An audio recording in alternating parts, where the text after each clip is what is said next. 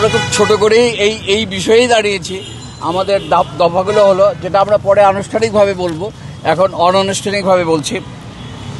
অবিলম্বে এই বিতর্কিত প্রকাশনা বাতিল করতে হবে।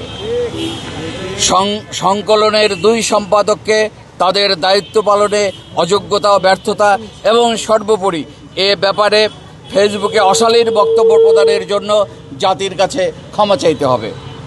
3, জুলাই চেতনা ধারণকারী কবিদের নিয়ে অবিলম্বে একটি সম্পাদনা পরিষদ গঠন করে নতুন করে লেখা আহ্বানের মাধ্যমে একটি সার্বজনীন ও গ্রহণযোগ্য সংকলন প্রকাশ করতে হবে। 4, আগামী 7 দিনের মধ্যে এই দাবি মানা না হলে এর বিরুদ্ধে দুর্বার আন্দোলন গড়ে তোলা হবে। 5, একাডেমিতে ঘাপটি মেরে লুকিয়ে থাকা সকল ফ্যাসিস্টদের বিরুদ্ধে অবিলম্বে প্রশাসনিক ব্যবস্থা গ্রহণ করতে হবে।